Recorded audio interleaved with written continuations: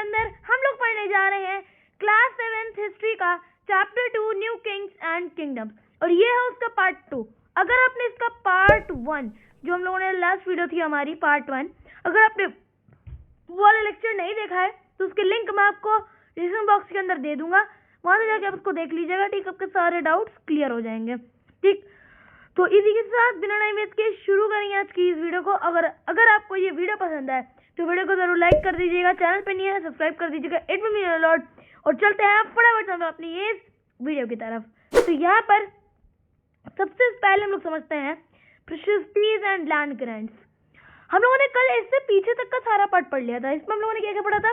Emergence of new dynasties, भैया कौन कौन सी नई डायनेस्टीज इमर्ज हुई थी। ठीक है, इमर्जेंस ऑफ न्यू डायनेस्टीज जैसे कि चौहान हो गए, ठीक है, जिनको आप क्या बोलते हैं, चाहवनास बोलते हैं, राजपूत डायनेस्टीज हो गई। तो ऐसी बहुत सी सारी डायनेस्टीज थी। ठीक, तो उन्हीं के बारे में हम लोगों ने लास्ट लेक्चर के अंदर पढ़ाई करी थी। आज हम लोग पढ़ने वाले हैं प्रेशस्टीज एंड लैंड ग्रांट्स के बारे में। देखो, प्रेशस्टीज contain detail that may not be literally true. भाई देखो, प्रेशस्टीज के अंदर वैसी डिटेल्स होती है जो लिटरली ट्रू नहीं हो सकती, क्योंकि क्या होता था लास्ट क्लास के अंदर अपने प्रेशस्टीज के बारे में पढ़ा था। प्रेशस्टीज एक संस्कृत वर्ड है जिसका मतलब होता है इन प्रेज ऑफ। ठीक, क्या है? इन प्रेज ऑफ, मतलब ये राजा के प्रेज में लिखी जाती थी। तो अगर ये राजा के प्रेज में लिखी जाती थी तो हम इनको एक्चुअली ट्रू नहीं मान सकते। क्यों? क्योंकि भाई राजा है वो। देखो भाई, राजा है, अब राजा अपने बारे में बुराई लिखवाएगा नहीं ना, वो तो अपने अच्छा लिखवाएगा कि मैं तो बहुत अच्छा राजा था, मैंने ये किया था, मुझे कोई हरा ही नहीं पता था, भले ही वो चूहे से भी डरता हूँ, लेकिन लिखवाएंगे पहले बढ़िया बड़े बड़े टाइटल ले लेंगे, महाराज अधिराज। मैंने आपको लास्ट क्लास के अंदर बताया था। तो प्रेस्टीज के अंदर डिटेल्स तो होती है लेकिन ट्रू नहीं होती। जैसे गियासुद्दीन बलबन के टाइम पर कुछ खास याद नहीं, दिल्ली सल्तनत के रूलर थे, उनके ऊपर भी प्रशस्ति लिखी गई थी जिसमें यह दर्शाया गया था कि उनकी आर्मी देखकर बड़े बड़े लोगों की आर्मी दूर देखते ही भाग जाती थी, है ना। तो ये क्या है? एग्जैजरेट किया गया है, मतलब लिटरली ट्रू नहीं है, बढ़ा चढ़ा के इस बातों को कहा गया है। ठीक, next, but they tell us how the rulers wanted to depict themselves. लेकिन सबको ये पता चल रहा है कि रूलर्स किस तरीके से अपने को डिपिक्ट करना चाहते थे, as a valiant, as a victorious warrior. जैसे कि एग्जांपल है, this was composed by learned Brahmins. देखो, इसमें रूलर्स ये बताना चाहते थे कि क्या वो वेलियंट है, क्या वो विक्टोरियस वॉरियर्स है। ठीक, अब एग्जांपल के तौर पर अगर आप देखें तो ये जो प्रशस्तीज हुआ करती थी ये सब बहुत पढ़े लिखे ब्राह्मण लिखा करते थे, बहुत पढ़े लिखे। मतलब ऐसा नहीं कि किसी भी अनपढ़ ब्राह्मण को लिखने को कह दिया, नहीं, पढ़े लिखे ब्राह्मण हुआ करते थे, वही इस प्रशस्तीज को लिखा करते थे। क्योंकि प्रशस्तीज किसमें लिखी जाती थी? संस्कृत, और बहुत कम प्रशस्तीज हमारी लिखी जाती थी हमारी किसमें? प्राकृत भाषा में। ठीक, वो ओकेजनली हेल्प्ड इन एडमिनिस्ट्रेशन। मतलब ये जो ब्राह्मण हुआ करते थे जो कि ओकेजनली मतलब बहुत कम बार एडमिनिस्ट्रेशन में हेल्प किया करते थे राजा की। ठीक, क्लियर? अच्छा, अब एक चीज समझते हैं हम। देखो, हम लोगों ने लास्ट क्लास के अंदर जब प्रशस्तीज पढ़ी थी तो इसका मतलब क्या था? In praise of. ठीक है, क्या पढ़ा था हमने? In praise of king. अब क्या होता था कि कुछ लोग जो कि प्रशस्तीज लिखा करते थे वो किस वजह से लिखा करते थे? इन प्रेज ऑफ किंग तो लिखते थे, मतलब किंग के प्रेज में लिखते थे, लेकिन किस वजह से लिखते थे? क्योंकि उनको चाहिए थे लैंड ग्रांट्स। ठीक है, मतलब उनको लैंड चाहिए था, उनको जमीन चाहिए थी, क्योंकि उनको पता था भाई किंग के बारे में अच्छा से छापोगे तो पैसा तो मिलेगा। ठीक है, अब किसी भी तरीके से दे सकते हैं तुम्हें, या वो लैंड ग्रांट के थ्रू दे सकते हैं, या फिर तुम्हें क्या कह सकते हैं, कुछ किसी पोस्ट पर तुमको कोई पोस्ट दे सकते हैं, कोई पद दे सकते हैं। ठीक है, पोस्ट या कोई पद दे सकते हैं। ठीक, तो एंड एटसेट्रा और एटसेट्रा। ठीक, अब ये भी यहाँ पे एक छोटा सा इंग्लिश का कॉन्सेप्ट है भाई। देखो, इस ईटीसी को एटसेट्रा नहीं एटसेट्रा पढ़ा जाता है, एटसेट्रा। ठीक, एटसेट्रा। आया वो सारी बातें क्लियर है? ठीक, तो लैंड ग्रांट्स पोस्ट पद के उसके मतलब उसके चाहत में ये प्रशस्तीज लिखा करते थे, और अगर किंग खुश हो गए तो तुम्हें मिल जाएंगी ये चीजें। तो क्या होता था कि बहुत अच्छा अच्छा छाप देते थे, लेकिन असलियत में राजा जी वैसे नहीं होते थे। ठीक, क्लियर हो चुकी सारी बातें। तो सबसे पहला क्या, प्रशस्ति क्यों लिखी, किस समय लिखी गई थी? ये किंग्स अपने प्रेस में लिखवाते थे, और किन से लिखवाते थे? ब्राह्मण जो पढ़े लिखे थे खूब। और किस वजह, कभी कभी ब्राह्मण किस वजह से लिखा करते थे इनको? जिससे उनको लैंड ग्रांट्स मिल जाए, उनको पोस्ट या पद मिल जाए कोई। ठीक, वो इसके चाहत में, मतलब लालच में लिखते थे। ठीक चलेंगे नेक्स्ट स्लाइड। क्या है भाई? Achievements of Nagabhata. यहाँ पर हम लोग एक छोटी सी कहानी पढ़ने वाले हैं। ठीक है, मजा आने वाला है, तो थोड़ा आराम से इसको पढ़िएगा, समझिएगा। चलो, फर्स्ट लेवल हम देखने वाले हैं अचीवमेंट्स ऑफ नागभट्ट। ये नागभट्ट के अचीवमेंट्स, ये भी एक प्रशस्ति है। ठीक है, ये भी एक प्रशस्ति ही है। क्लियर? अब देखते हैं। तो देखो, एक प्रशस्ति जैसे आपने संस्कृत में जो पढ़ी होगी, वो ग्वालियर में लिखी हुई है, जो कि नागभट्ट के बारे में बताती है। नागभट्ट क्या, कौन थे? गुर्जर प्रतिहार डायनेस्टी के बारे में आपने सुना है स्टार्टिंग में। उनका ये फाउंडर थे, नागभट्ट फर्स्ट। तो आपने लास्ट क्लास के अंदर कौन सी प्रशस्ति पढ़ी थी? आप लोगों ने पढ़ी थी गुप्ता रूलर के बारे में, कौन? समुद्रगुप्त, जिन्होंने सब प्रशस्ति अपने बारे में लिखवाई थी। ठीक है, प्रशस्ति किसमें थी? ये थी प्राकृत में। तो अब हम लोग इनकी नागभट्ट के लिए एक प्रशस्ति पढ़ते हैं। देखो, द किंग्स ऑफ आंध्रा, सैंधवा यानी सिंध, विदर्भ यानी part of Maharashtra, and Kalinga part of Odisha fell before him even as he was a prince. He won a victory over Chakrayodha, the ruler of king. He defeated the king of Vanga, part of Bengal, Anartha, part of Gujarat, Malwa, part of Madhya Pradesh, Kirata, forest peoples, Turushka, Turks, Vatsa, Matsya, both kingdoms in North India. कहने का मतलब क्या है कि नागभट्ट के बारे में एक प्रशस्ति थी, जिसमें इन्होंने दर्शाया है कि ये आंध्रा, सिंध, महाराष्ट्र के कुछ पार्ट और कलिंगा के, मतलब उड़ीसा का कुछ पार्ट के ये राजा थे। ठीक, he won a victory over चक्रयुद्धा। इन्होंने जो कन्नौज के रूलर थे, उनके ऊपर इनको बहुत बड़ी विक्ट्री मिली थी। ठीक, and he defeated the king of वंगा, जो कि पार्ट ऑफ बंगाल में, मतलब उन्होंने बंगाल के राजा को हराया था। बंगाल के राजा कौन थे? पालाज। आपने अगर लास्ट क्लास मेरा देखा हुआ है तो आपको पता होगा कि ये पालाज थे हमारे। अच्छा, एक चीज आप आगे पढ़ोगे, वो था ट्रिपार्टाइट स्ट्रगल।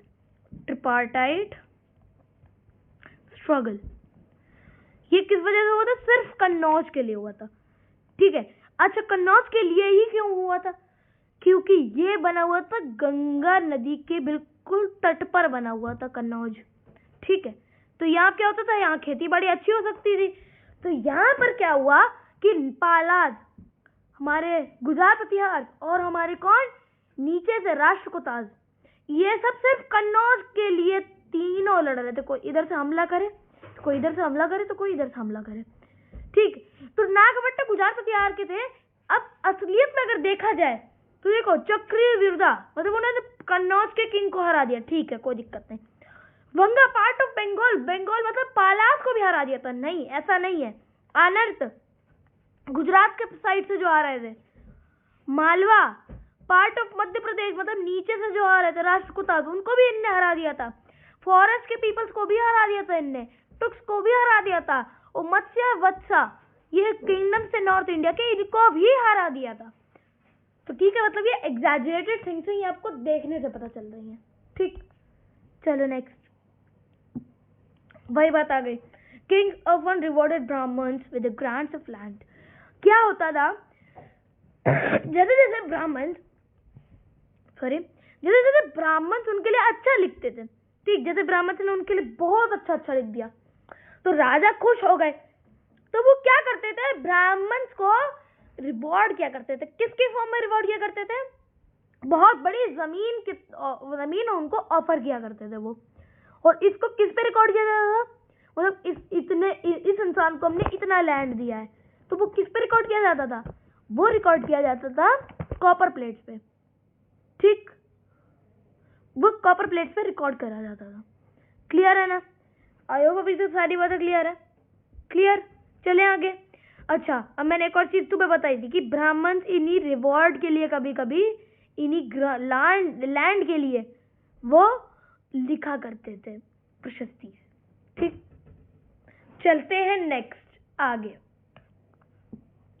ठीक है, तो इतनी बातें क्लियर हो चुकी हैं ना। हम लोगों ने क्या क्या पढ़ा इसमें? हम लोगों ने पढ़ी नागवट्टी की एक प्रशस्ति जो कि उनके कोर्ट पोएट ने लिखी थी। अब हम लोग एक और देखो भाई, एक और बढ़िया सी चीज है। क्या? ये एक तमिल सेक्शन है। ये this is a part of a Tamil section of land grant given by the Cholas.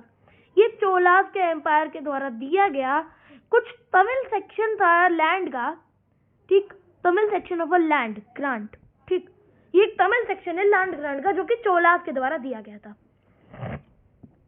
We have demarcated the boundaries of the land by marking earthen embankments as well as planting thorny bushes.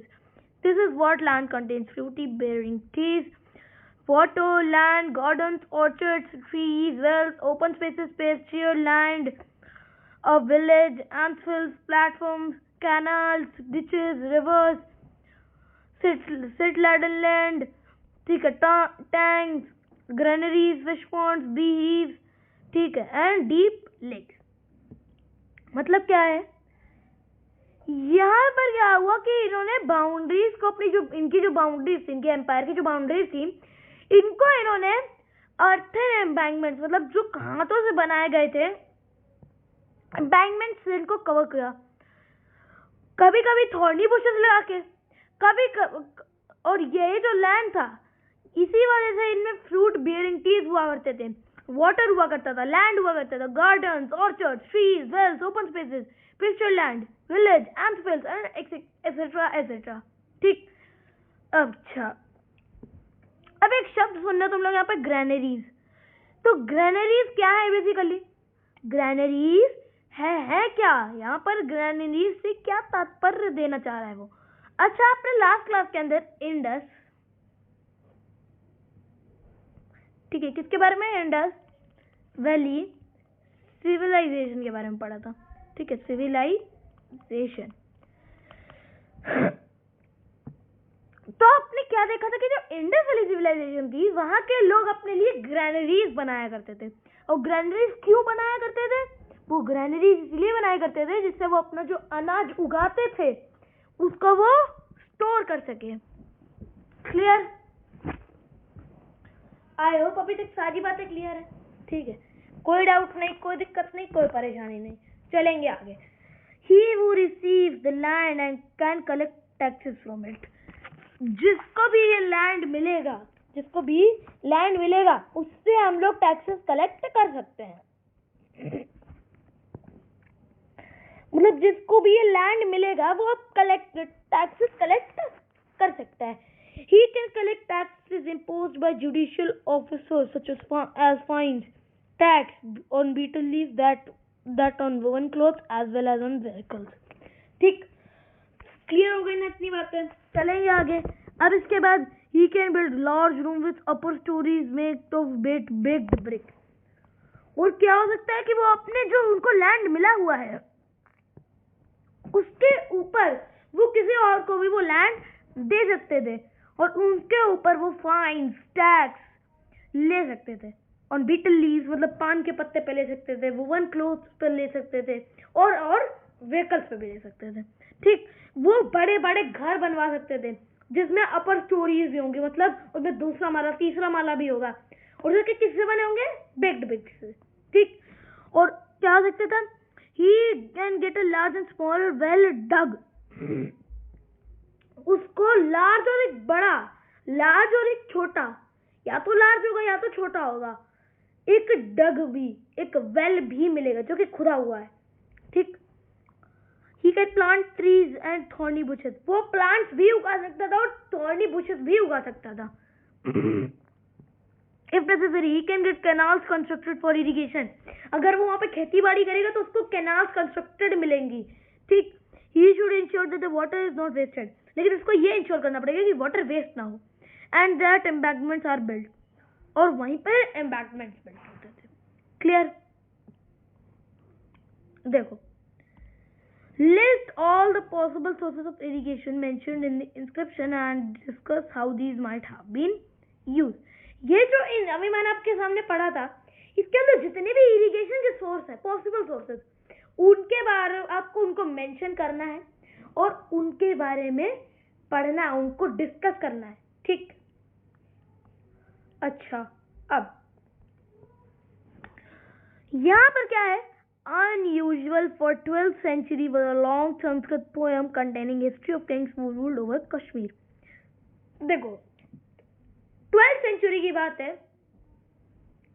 एक बहुत बड़ी संस्कृत की एक poem लिखी गई थी जो कि किंग्स की हिस्ट्री बताती थी, जिन्होंने कश्मीर के ऊपर, कश्मीर वाले रीजन के ऊपर, जैसे ये देखना, ये मान लो हमारा इंडिया, ठीक है, ये हमारा खूबसूरत सा इंडिया, देखो अच्छा लग तो नहीं रहा है, ठीक, ऊपर ये कश्मीर है, कश्मीर वाला रीजन। तो यहाँ पर जितने भी रूलर्स ने रूल किया था उनके बारे में यहाँ पर लिखा गया है। किसने लिखी थी है? It was compose by an author named Kalhana. एक ऑथर थे उस समय के, जिनका नाम क्या था? कल्हना। ठीक, इनका नाम क्या था? कल्हना। इन्होंने बहुत सारे वैरायटी ऑफ सोर्सेस को यूज किया, जिसमें इंस्क्रिप्शंस भी थे, डॉक्यूमेंट्स भी थे, आई विटनेसेस भी थे। ठीक, आई विटनेसेस, अकाउंट्स एंड अर्नर histories to write his account. भाई इन्होंने कौन कौन सी चीजें, कौन कौन से सोर्सेस को रेफर किया था?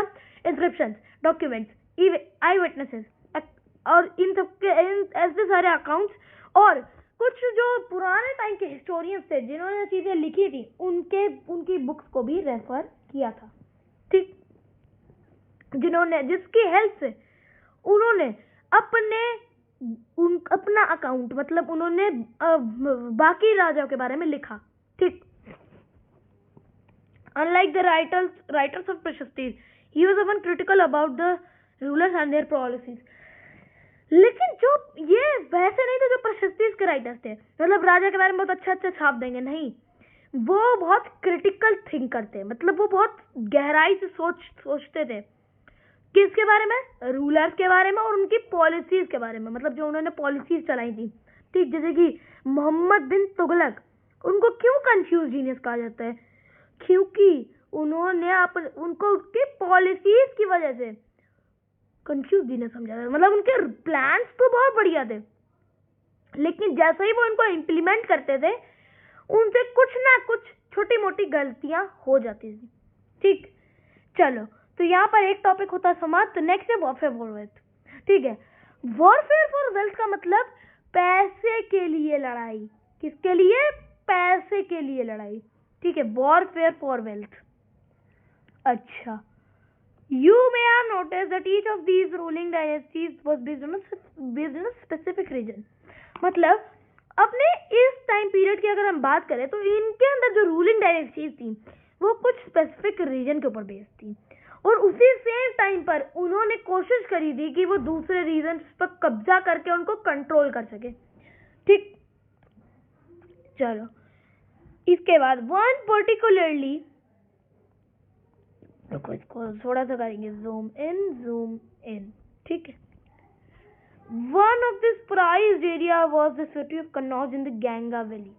मतलब क्या है कि एक बहुत बड़ी, मैंने आपको जैसे कि पता था ट्रिपार्टाइट स्ट्रगल के बारे में, तो वो किसके लिए हुआ था? कन्नौज के लिए, इन दी गंगा वैली। क्योंकि भाई गंगा वैली के आसपास है ना, गंगा बड़ी फर्टाइल नदी थी। अब क्या है कि उससे सॉइल फर्टाइल तो एग्रीकल्चर बढ़िया, और अगर एग्रीकल्चर बढ़िया तो फिर पैसा ही पैसा।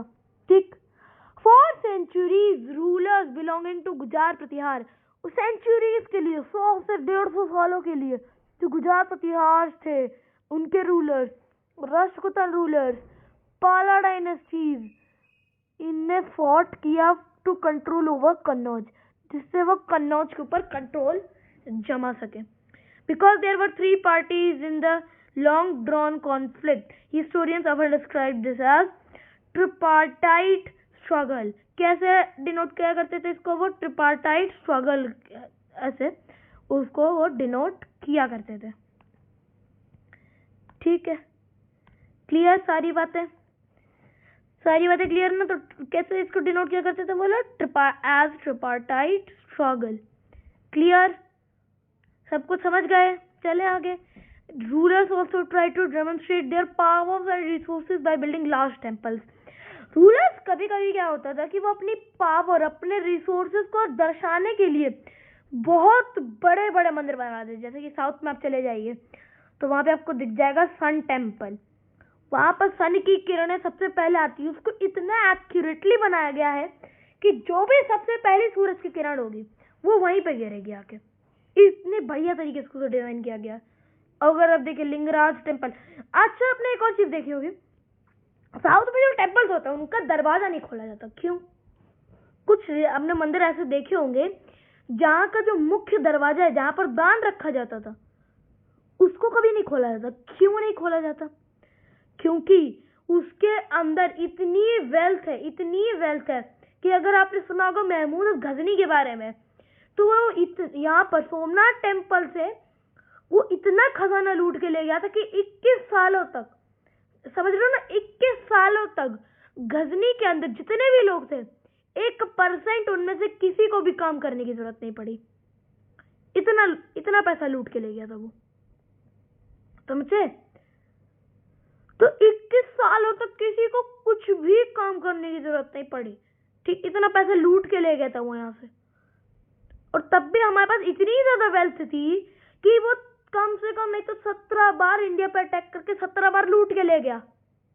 समझते? तो उस समय टेम्पल्स के अंदर बहुत वेल्थ हुआ करती थी। तो जिनके भी दरवाजे नहीं खोले जाते हैं ना, अगर उनके एक बार भी दरवाजे खोले गए तो फिर समस्या हो जाएगी। फिर तो क्या है ना, चोरों के लिए निमंत्रण है, वो तो मंदिरों में भी हो जाएगा। मंदिर में भी किसी को चैन से पूजा नहीं करने दी जाएगी, वहां पे भी चोरी हो जाएगी। और वहां अगर चोरी एक बार हो गया तो फिर बहुत ज्यादा इमेंस वेल्थ है उनके अंदर। ठीक, चलते हैं आगे।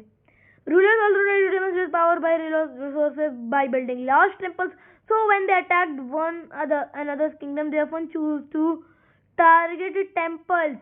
जो भी लोग, जैसे मैंने अभी बताया, जितने भी लोग थे, मतलब जो अटैक किया करते थे दूसरों के किंगडम पर, वो हमेशा टेम्पल्स को टारगेट किया करते थे, जो कि सब कभी कभी बहुत ज्यादा एक्सट्रीमली रिच हुआ करते। जैसे कि हमारा सोमनाथ टेम्पल। महमूद ऑफ गजनी कहीं भी जाए लूटपाट मचाने, लेकिन अगर आएगा तो घूमते घूमते सोमनाथ को जरूर लूट के जाएगा, क्योंकि उसको 500 किलोमीटर दूर से एक रोशनी आने लगती कि वहां देखो इतना सोना पड़ा है, तो हमेशा वो वहीं चला जाता सोमनाथ टेम्पल घूम करके। चलो नेक्स्ट, लो भाई आ गई, हमने महमूद ऑफ गजनी को याद किया और गजनी भाई साहब आ भी गए। One such ruler is Mahmud of Ghazni Afghanistan. He raided subcontinent 17 times. भाई देखो, 1000 से लेकर के 1025 के बीच में, 1025 के बीच में इन्होंने सब कॉन्टिनेंट को कम से कम 17 बार लूटा था। 17 बार, ठीक, 25 सालों में। और विद रिलीजियस मोटिव। उन्होंने एक रिलीजियस मोटिव के साथ इसको रेड करना शुरू किया था। क्यों? क्योंकि उनका टारगेट क्या था कि वेल्दी टेम्पल्स, जैसे कि सोमनाथ गुजरात में, ठीक, तो जितनी भी वेल्थ थी यहाँ से, वो यहाँ से लेकर के गया और अपने कैपिटल सिटी गजनी में उसने बहुत सारा पैसा खर्च किया। ठीक, नेक्स्ट, और जो रूलर्स थे जो कि वॉरफेयर में इंक्लूडेड थे, जैसे कि चहामनाद यानी कि चौहान सपने, ठीक, जिनको बाद में चौहान कहा गया, उन्होंने दिल्ली और अजमेर के अराउंड पे रूल किया था। They attended to expand their control to the west. मतलब क्या है, उन्होंने एक अटेम्प्ट किया था जिससे वो अपना कंट्रोल वेस्ट में बढ़ा सके। ठीक, वेस्ट एंड द ईस्ट और वेस्ट में अपना वो कंट्रोल और बढ़ा सके। लेकिन उनको अपोज किसके द्वारा कर दिया गया? चालुक्यास के द्वारा, जो कि गुजरात के अंदर रूल करा करते थे। And the Gahadavalas of the western Uttar Pradesh. और जो गढ़वालास थे जो उत्तर प्रदेश में, वेस्टर्न उत्तर प्रदेश में रूल किया करते थे, उन्होंने उनको अपोज किया। तो चहामना रूलर जो थे, पृथ्वीराज III 1168 से 1192 तक, जिनको पृथ्वीराज चौहान भी कहा जाता है, जिन्होंने एक अफगान रूलर जिसका नाम था सुल्तान मोहम्मद घोरी 1191 में हरा दिया था। अच्छा, एक चीज सुन लो, पृथ्वीराज थर्ड जिसके बारे में हमने अभी बात करी वो थे बेसिकली पृथ्वीराज चौहान। पृथ्वीराज चौहान, ठीक। क्या हुआ, इनने 2 बैटल्स लड़ी। एक थी फर्स्ट बैटल विद तराइन की। इसमें ये क्या हुए, ये ही विन, ठीक। और अगर हम सेकेंड बैटल की बात करें तो उसमें ये लॉस्ट, ठीक। He lost in his second battle, clear. तो पृथ्वीराज चौहान ने 2 बैटल लड़ी थी वर्सेस मोहम्मद घोरी, जिसमें पहली बैटल में तो वो विजयी हो गए, लेकिन सेकेंड बैटल में लॉस्ट हुए। क्यों लॉस्ट हुए? क्योंकि उनको अपनों का ही साथ नहीं मिला कहीं ना कहीं। देखो कहानी असलियत में क्या है, कहानी, चलो एक काम करते हैं, पहले चैप्टर फिनिश कर लेंगे, उसके बाद हम लोग आगे की कहानियां पढ़ेंगे, ठीक। Next, but lost to him very next year in 1192, लेकिन वो दोबारा आया तब उसने उसको हरा दिया। अक्लौज रुक the Cholas from Uraiyur to Thanjavur. How the Cholas rise to power, ये चोलास पावर में आए कैसे आए?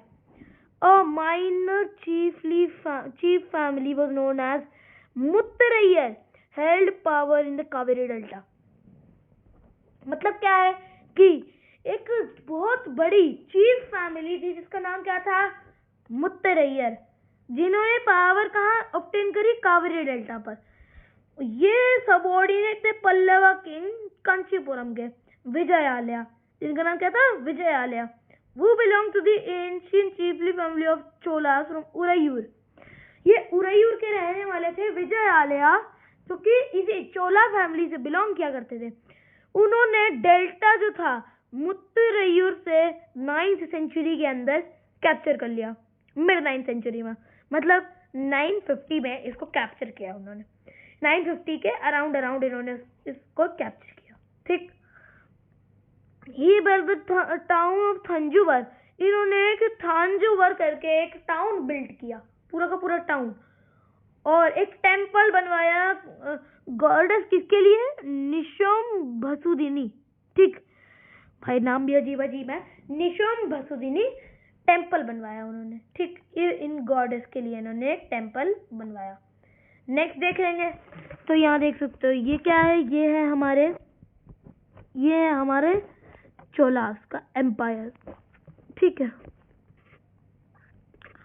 नेक्स्ट, अब इनके जो सक्सेसर थे, कौन, विजयालया, मतलब विजयालया के जो सक्सेसर थे, विजयालया चोला के जो सक्सेसर्स थे, उन्होंने आसपास के रीजन्स को कॉन्कर किया और उनका जो किंगडम था वो साइज में भी बड़ा होने लगा और उनको पावर भी मिलने लगी, ठीक।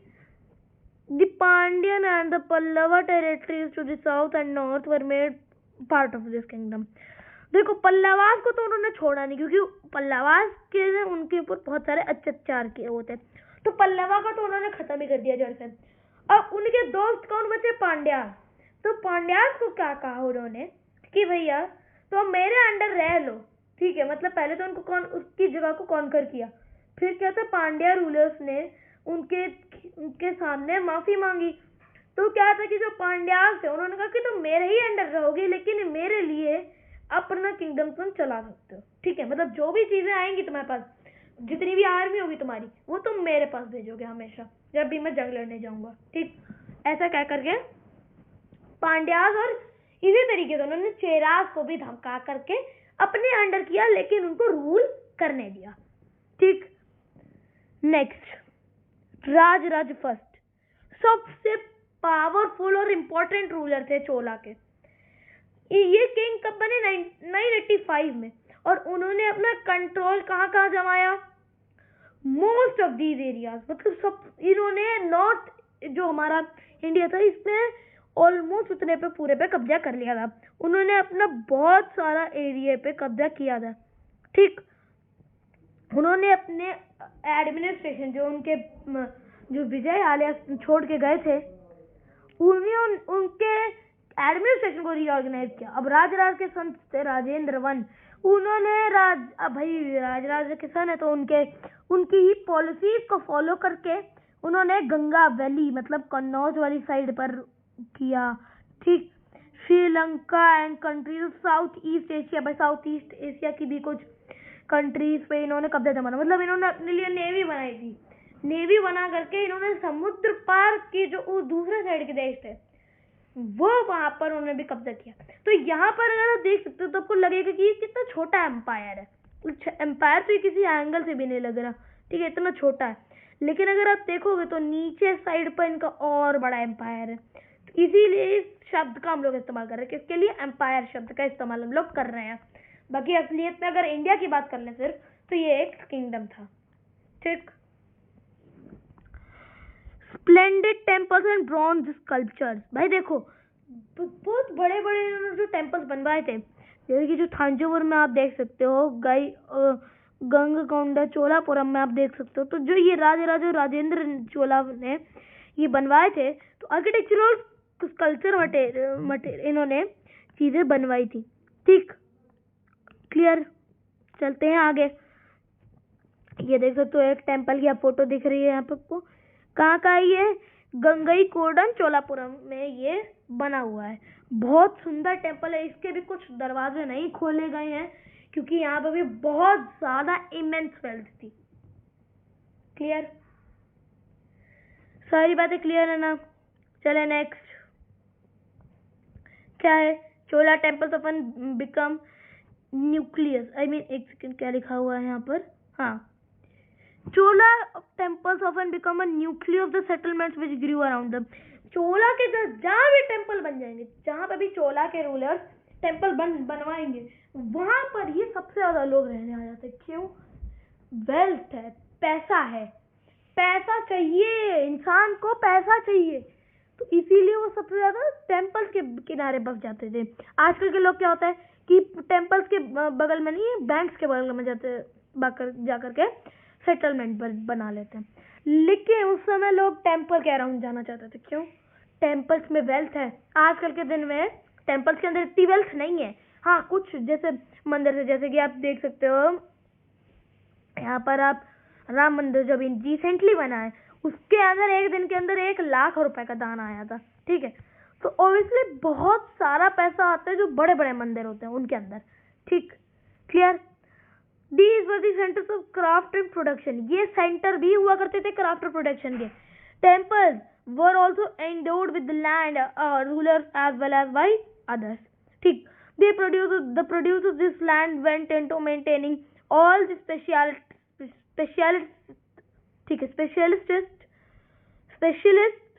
who worked at the temple and very often lived near it.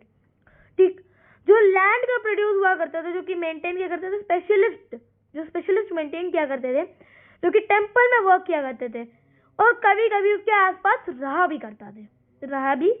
रहते भी थे। प्रीस्ट, गार्लैंड मेकर्स, ठीक है, मतलब जो प्रीस्ट हुआ करते थे, गार्लैंड मेकर्स हुआ करते थे, कुक्स हुआ करते थे। कुकर नहीं होता है, एक और चीज यहाँ पर, जैसे आपकी बहन ने आपके लिए बना दी मैगी, आपकी मम्मी ने आपको मंगा दी मैगी, अच्छी लग गई तो तुम बोलोगे mom you are a very good cooker. ठीक है, तो कुकर नहीं होता है मेरे भाइयों, कुकर नहीं होता है, से क्या? कुक। ठीक है, हर चीज के साथ हम लोग कुक ER नहीं लगाते, जैसे कि हम लोग सेलर के साथ करते हैं, सेलर। ठीक है, मतलब बढ़िया चीज अगर सेल करेगा तो हम उसको सेलर बोल देते हैं। तो ऐसा नहीं होगा कि अगर कुक मतलब वो कुक है तो मतलब अच्छा बना लेता है, अच्छा कुक कर लेता है तो वो कुकर हो गया। नहीं, कुकर नहीं होगा, समझे? क्लियर। ठीक, नेक्स्ट, स्वीपर्स मतलब जो आसपास झाड़ू लगाया करते थे। ठीक, म्यूजिशियंस जो उसके अंदर भजन बजाया करते थे। डांसर्स जो वहां पर नृत्य किया करते थे, ठीक, और एटसेट्रा, ठीक है, etcetera. In other words, temples were not only the places of worship, they were the centers of the economic, social and cultural life. Temples को इसलिए क्यों माना जाता है इतनी बढ़िया पवित्र जगह? क्यों?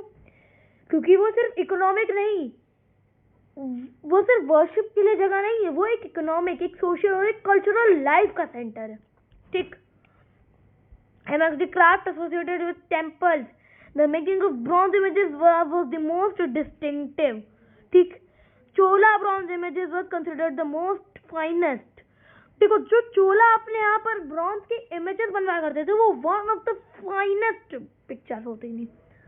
मतलब इतनी बारीकी से उनको बनाया जाता था, ऐसे करके एकदम बारीक, ऐसे नहीं कि ऐसे ऐसे ऐसे वाली नहीं, एक स्ट्रोक वाली बिल्कुल लाइन सी बनी होती थी, ठीक। और सबसे जो डाइटीज की इमेजेस होती थी वो भी बहुत ज्यादा फाइन होती थी, सबसे ज्यादा फाइन वही होती थी। ये देख सकते हो कितना फाइन स्ट्रक्चर है ये बनाया हुआ, ठीक है। तो उस समय के आप आर्किटेक्चर को भी समझ सकते हो कि कितना बढ़िया उन्होंने अपना सिस्टम बनाया हुआ था, ठीक है। 36 मिनट का हमारा लेक्चर हो चुका है, ठीक है। अब मैं सोच रहा हूँ कि एग्रीकल्चर एंड इरिगेशन को मैं नेक्स्ट क्लास के अंदर कंटिन्यू करूँ, ठीक है। तो आज के वीडियो के लिए बस इतना ही। आई होप तुमको सारी बातें क्लियर हुई होंगी। किसी प्रकार का डाउट है, feel free to ask me in comment section. इसी तरीके से आपको मेरे चैनल के ऊपर और भी बढ़िया बढ़िया वीडियोस मिलती रहेंगी। इसके लिए आपको करना क्या है, तब तक के लिए आप मेरे चैनल को जाएंगे, फटाफट से नीचे एक लाल कलर का सब्सक्राइब का बटन दिखेगा, आपको क्या करना है, उस पर क्लिक करना है। आप कुछ करना है, सब्सक्राइब करिए, वीडियो को लाइक करिए एंड शेयर करिए, ठीक है। यह आपकी जिम्मेदारी है कि आप कितना शेयर करेंगे, कितना लाइक करेंगे। तो like, subscribe and share the video please, ठीक है। आप अपना माइंड कभी भी चेंज कर सकते सब्सक्राइब करते टाइम, मतलब सब्सक्राइब कर भी लेंगे तो आप, ये फ्री है भाई, आप कभी भी सब्सक्राइब करके आप उसको लीव आउट भी कर सकते हैं, ठीक। और फिर आपको करना है लाइक, ठीक है। लाइक तो जरूरी है भैया, क्योंकि वीडियो पसंद आ रही है आपको और चाहते कि ऐसी और वीडियोस आपके लिए लेकर के आऊं, तो लाइक जरूर करिएगा। और साथ साथ में एक और चीज, शेयर करना, ठीक है। शेयर आप लोगों के जितने मुझे कमेंट्स आते हैं ना, तो मुझे ज्यादा अच्छा फील होता है कि हाँ, मुझे लगता है कि हाँ, मैं अपनी तरफ से कुछ आपकी लाइफ के अंदर चेंजेस ला पा रहा हूँ, ठीक। तो सब्सक्राइब, लाइक एंड शेयर। तो इसी के साथ मिलूंगा मैं जल्दी आपसे अपने अगली वीडियो में। तब तक के लिए stay curious, stay connected. Thank you very much.